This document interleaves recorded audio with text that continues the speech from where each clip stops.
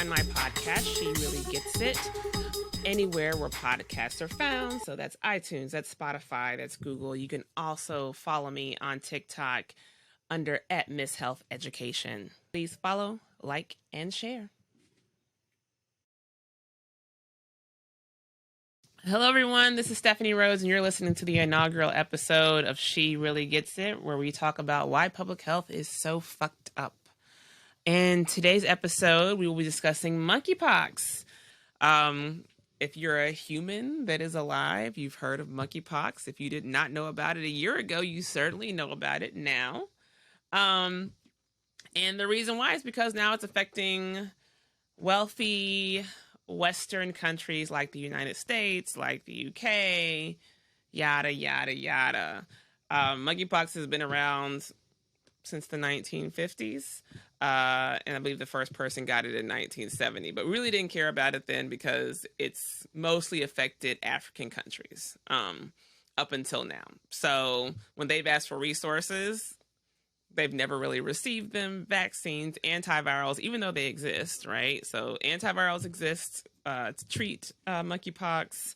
The smallpox vaccine is essentially what's used to prevent monkeypox. So we have all of the resources out there, but they really haven't been distributed in these countries that aren't wealthy and Western and white. So suddenly it's here in the United States. And what's very different about it is that it's now primarily affecting gay men. So that brings a whole other light to it, I want to say. So suddenly, everything I've heard and maybe everything you've heard have honestly failed to really distinguish as what is monkeypox. Is it a sexually transmitted infection? Is it like chickenpox? Is it like smallpox? What is it? So there's a lot of confusion out there, and we're going to talk about why that is. Part of the confusion is coming from people who are in leadership positions. People like Marjorie Taylor Greene. Supposedly she's an elected representative, believe it or not. She's made lots of inflammatory statements about monkeypox. Just to quote her, she said, "Of course, monkeypox is a threat to some people in our population, but we know what causes it. It's basically a sexually transmitted disease, so it doesn't affect most of the population." So first, monkeypox is not a sexually transmitted disease. Anyone can get it. You don't have to have sex to get it. All you need is basically close contact, right? And so we're learning more and more about it, like whether or not people can get it whether or not people can transmit it, when they're not infectious, when they're not exhibiting symptoms. So we're learning more and more about it. But I think what's really stood out to me and stood out to so many people is the fact that it's already being labeled as something that only affects gay men. It's already being stigmatized. You already have people getting it today, people that, I've encountered that have contracted monkeypox and are afraid to tell their employer. Sound familiar? Sound like anything else we've ever heard of or seen? They're afraid to tell family and friends, afraid they'll be judged, afraid to tell their parents, afraid they'll be judged, being shamed when they're going in to see a provider, hell, being denied treatment when they're going in to see a provider. And there's a lot of ignorance, not just with, people in the general public, but with healthcare providers, right? Misdiagnosing people, sending people home. And I want to talk about why that is. I think it's something that we're all wondering about. The messaging around this from, the CDC hasn't really been helpful. I can say that. So what is monkeypox? Well, first of all, we know it's not a sexually transmitted infection. It's existed all over the world and it hasn't, without being transmitted sexually, sometimes, sure, because that involves close personal contact, but this has existed for a while. So now it's here. And because it's in a very specific population, it's being labeled as something that you should be ashamed of, that you can't tell your employer. And it is being used as an indictment of the gay community. So I know I've noticed the parallels between the way monkeypox is being stigmatized and the way HIV was stigmatized back in the 80s and the way it continues to be stigmatized.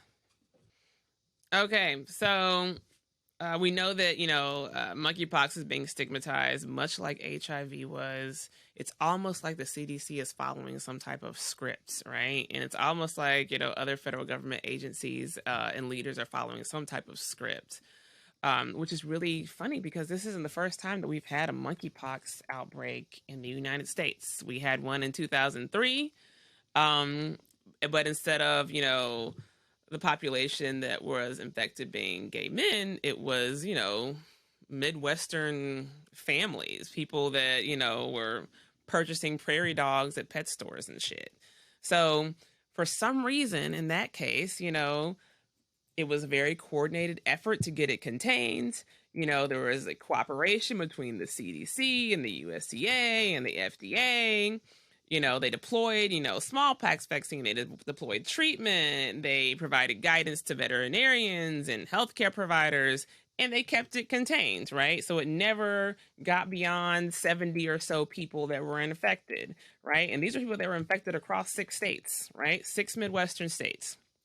So in this case, we kept it contained. But for some reason now, even after COVID, where you would think we had learned something about how to contain a pandemic or how to contain disease, it's like pandemonium right now when it comes to monkeypox. So I know myself, I wanted to learn more about why that was.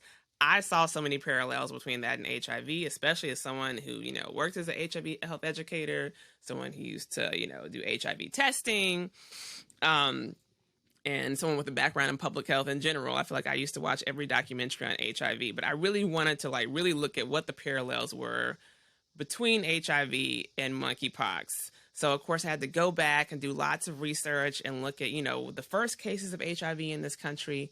How did it become stigmatized to begin with? How did it get known as a gay disease, right? Because when I was a kid, that wasn't the narrative that I had.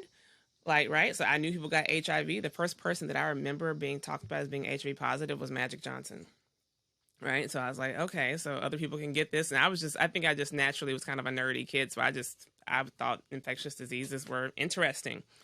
So it wasn't until I was an adult that I kind of understood the parallels between people think that only gay men can get HIV. And if they're not a gay man, okay, that they have some magical protection. So that's been known to me for a while, and I know that exists. I've talked to several patients who did not think they could contract HIV because, they're married. In fact, back when I was testing, every woman I tested that tested positive was a married woman, which people sometimes find shocking. But every woman I ever tested that tested positive was a married woman.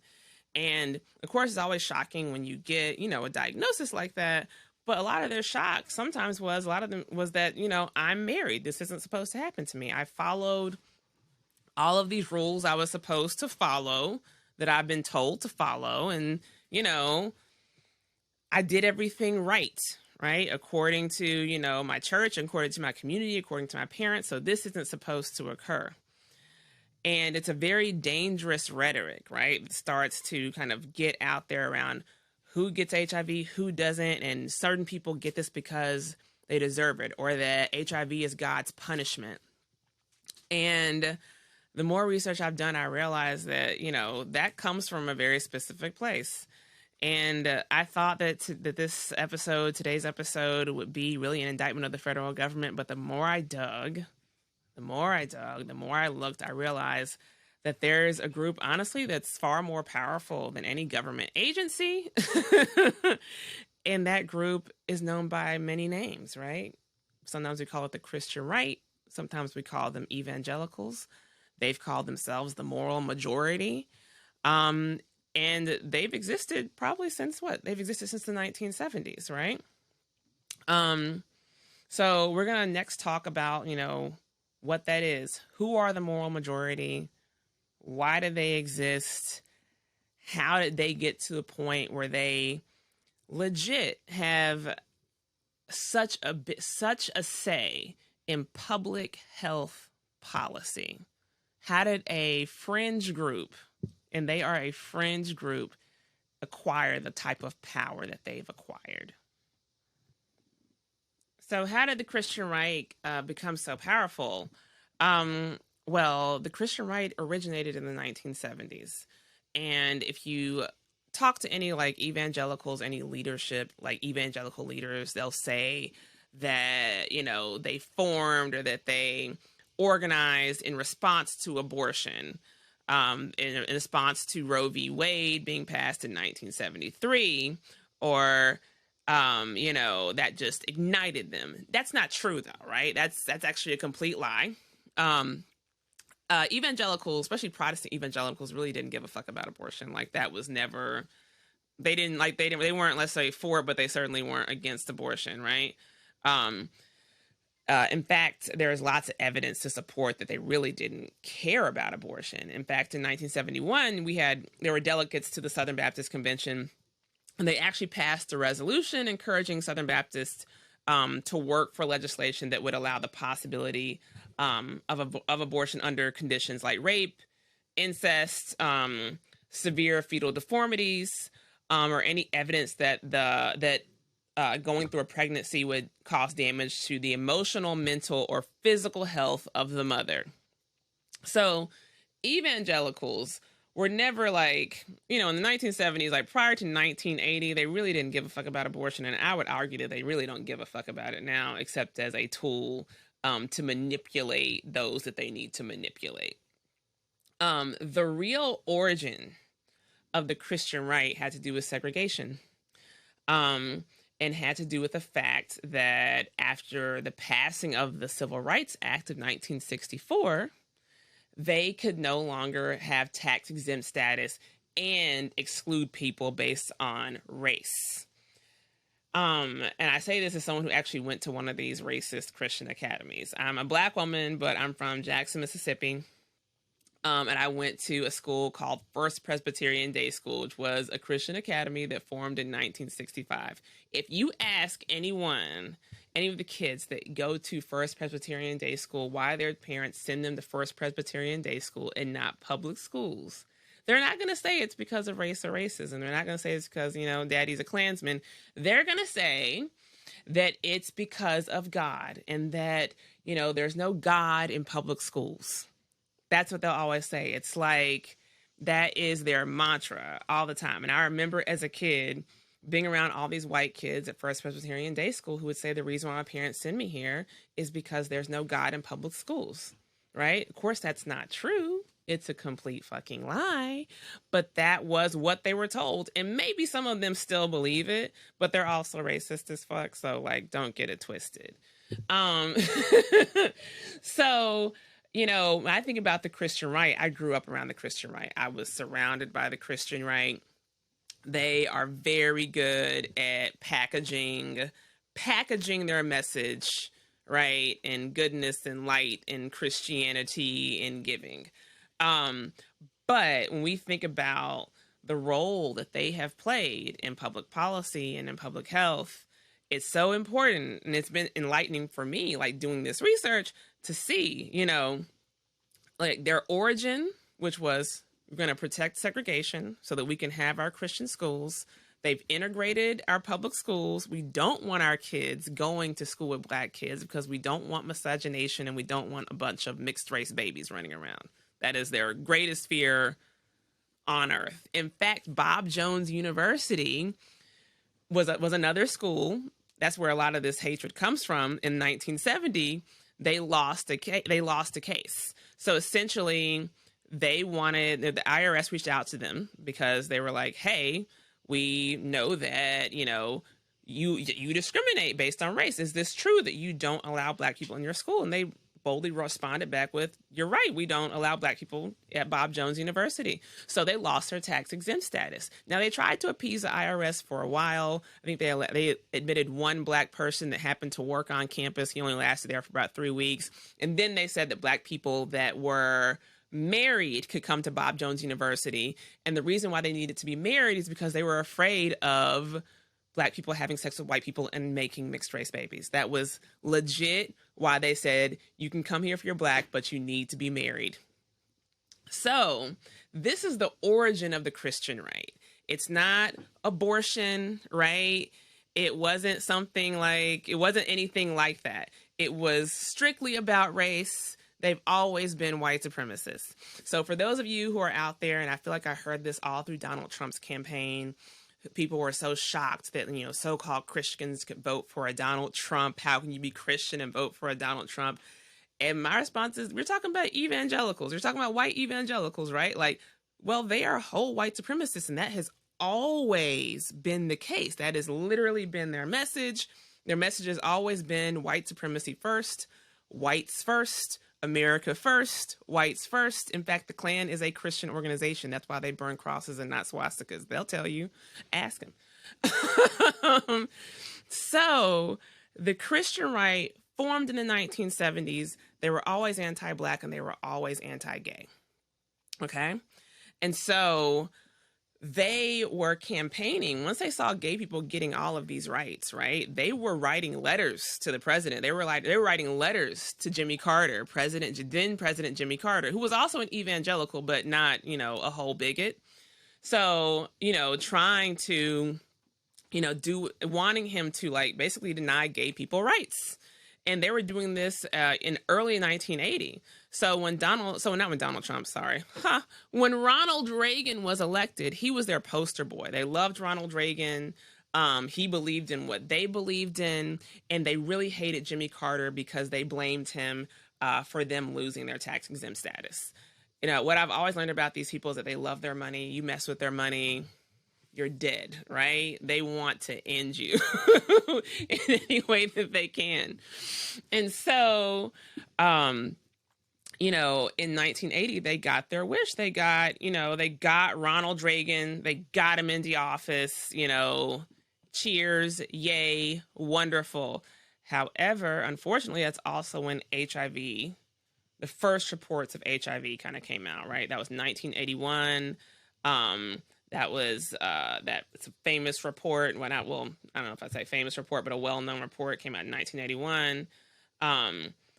And it described 5 gay men who had developed pneumocystis pneumonia, right? And were extremely immunocompromised, which is very odd for 5 healthy young men, right? That's something you see in people that, you would see typically like in cancer patients, people on chemotherapy, people that were really, really, really sick. So what is this mysterious disease that seems to only be affecting men who have sex with men, right? We now use the term men who have sex with men, but then we might say just gay men. So why are gay men and only gay men getting this? Now, if we had someone in office who, let's say cared about humanity and all human beings and equity, they would have said, okay, well, we got to figure out what this is, right? Because this doesn't make sense. This is only affecting gay men. Like, let's get our best scientists. Let's get, people who understand disease and disease transmission, our ID professionals. Let's get the infectious disease professionals, get them out here. Let's get to the bottom of this. But that's not what happened, right? We had a president in office who was a born-again Christian, so an evangelical, elected by evangelicals, elected by the moral majority, who had zero interest in what was happening to gay people. They were seen as deviant. They did not care, right? They did not care. In fact, what we now know as HIV, right, it was initially called GRID. It was called gay-related immune deficiency. Okay. So it was labeled a gay disease. It was in the name, right? You had healthcare professionals who referred to it as GRID, gay-related immune deficiency. So if I'm a heterosexual woman, I'm thinking that can't possibly happen to me. That does not affect me. That has nothing to do with me, right? However, that wasn't the case, which is why when infants first started showing symptoms of being extremely immunocompromised, people thought it couldn't possibly be the same thing that these gay men were getting. When heterosexual women started exhibiting symptoms, extremely immunocompromised, developing pneumocystis pneumonia, developing Kaposi's sarcoma, they said, nope, it couldn't possibly be this. You're crazy, right? People that knew better, scientists that should have known better. So when pediatricians are saying, no, but I have these babies, they're really, really sick, I think they have the same thing that these men have, a lot of their colleagues said, nope, you don't know what you're talking about. You're crazy, right? And a lot of that was because there was zero funding behind it. right? No one knew what this was. They knew like, hey, everyone, they're getting Kaposi sarcoma, but why? Right? There was no name for it, right? In fact, the president of the United States went years without even mentioning HIV, without mentioning AIDS. The first mention by Ronald Reagan of HIV, then they referred to it just as AIDS, was in 1985. 4 years later, 1985. So think about all the people that contracted HIV that didn't have to contract HIV. Because at this point, at a certain point, they realized that this is a blood-borne disease. That's why gay men are getting it. It's because it's easier to transmit via anal sex than vaginal sex. If I'm going to be like a full-on public health professional, that's because if you have anal sex, receptive anal sex, the anus does not lubricate naturally. So there's naturally more tearing. So you're just more likely to contract HIV if exposed. In addition, heterosexual women are more likely to contract HIV from a male partner from having receptive vaginal sex than a male partner is to get it from a woman from having vaginal sex, right? Because the vagina has more surface area and thinner mucous membranes. It's a matter of, it's not just behavior, but it's also just your general anatomy, right? Is what will make you more susceptible to something if exposed, right? And there are other factors that also come into play, right? And so these are things and these are concepts that we never really learned because there was no research, right? It was a lot of gay men organizing themselves, crowdfunding, to figure out what's killing them. And so many people died that didn't have to die, right? Because it might have started within the gay community, right? But what affects them will eventually affect you, right? And I think when I think about what's happening with monkeypox, that's what really gets under my skin. I think because right now I think you have a lot of people, a lot of ignorance, a lot of homophobia, and you have a lot of straight people who genuinely think that doesn't affect me. It's got nothing to do with me. It's like, but it does. In fact, it's actually honestly, it's not. It's a little odd that it just happened to right now. It just happens to be breaking out in gay men, but know that that's not going to remain that way, right? Like this is monkeypox is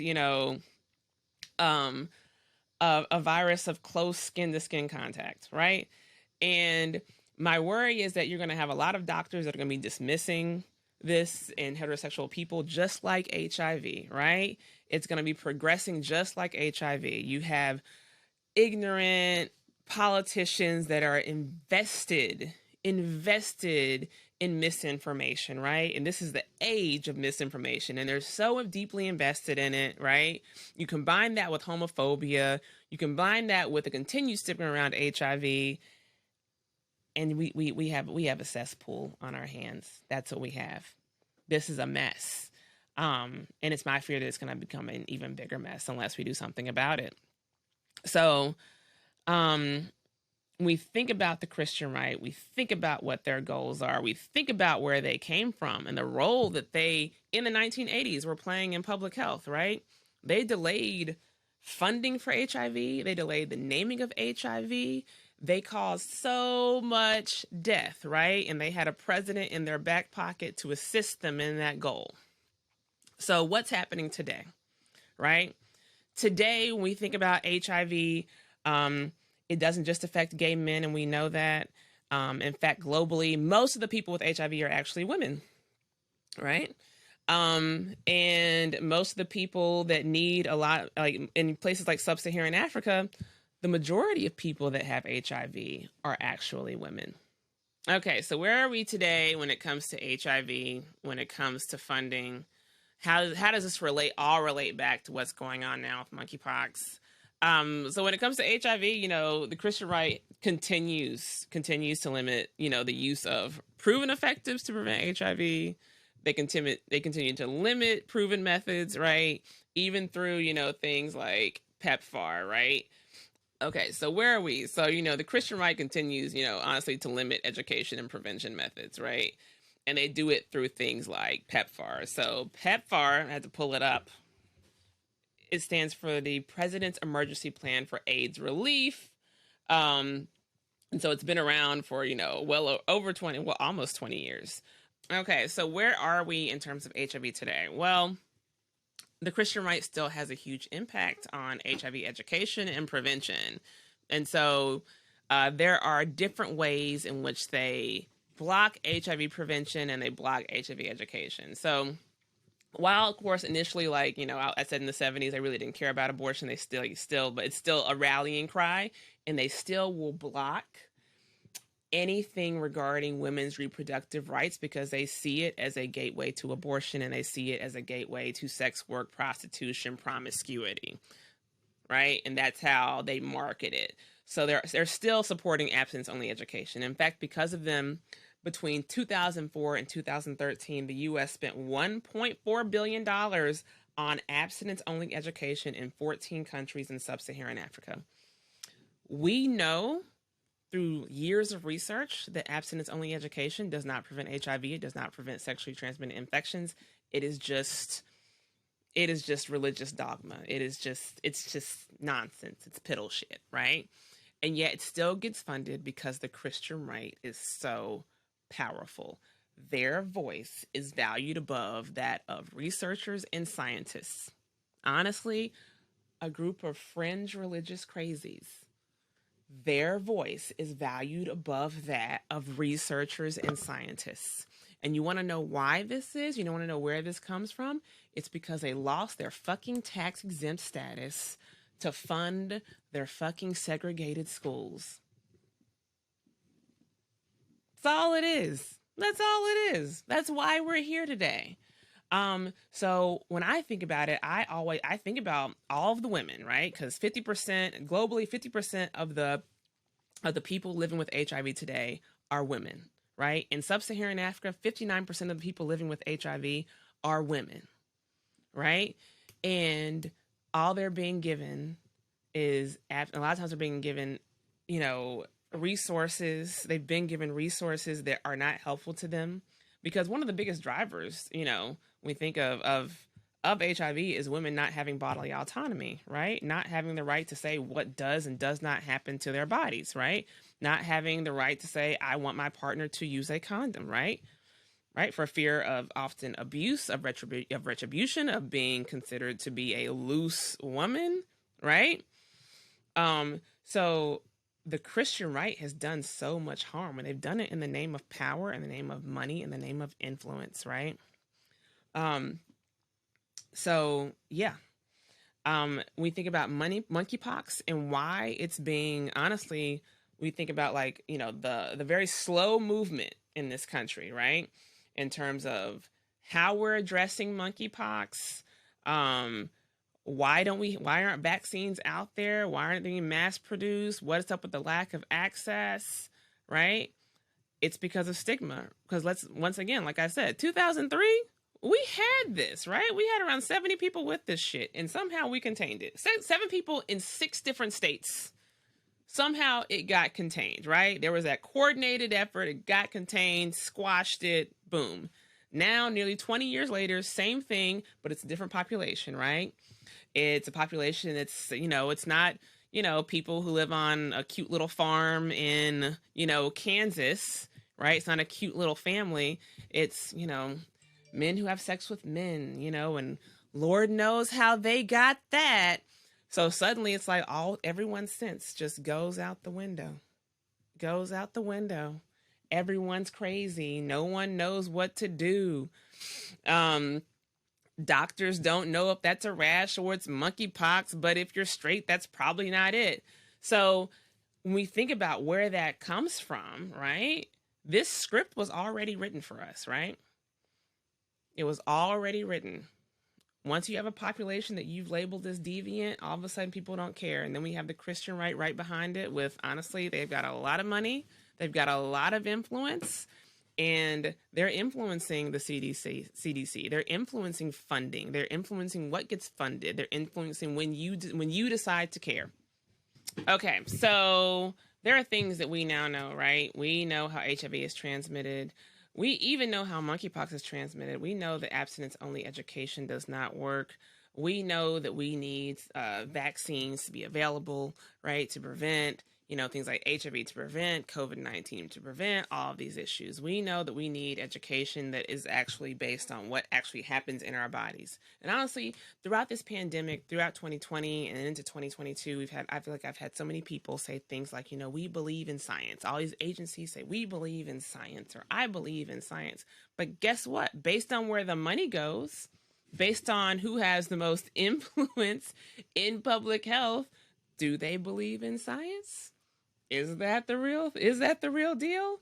I say all of this to say that I want those of you out there who are listening to this, and some of you might actually grow up in an evangelical Christian church, and some of you may have really believed that their beliefs were based in, Christianity and helping others. And maybe you're hearing all of this about where they really originated, right? What their real roots are, right? Which are in racism, in white supremacist delusion, right? In anti-Indigenousness, in anti-Semitism, right? In misogyny, in all of these things, right? And maybe you're getting a little bit angry, or maybe you want to do a little more research. I invite you to do it. Do a little more research, right? Get angry, get pissed off, right? Question those who educate you, right? Question your mentors. Question them, right? Question what you believe to be true, right? That's my real goal with this podcast. I'm a teacher at heart. I'm an educator at heart. And I always want all of you to come back, ask more questions, right? Even push me, even question me.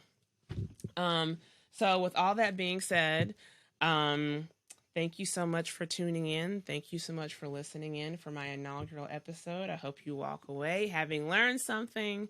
I know I had a lot of fun making this. Thank you very much. You can find my podcast, She Really Gets It, anywhere where podcasts are found. So that's iTunes, that's Spotify, that's Google. You can also follow me on TikTok under @MissHealthEducation. Please follow, like, and share.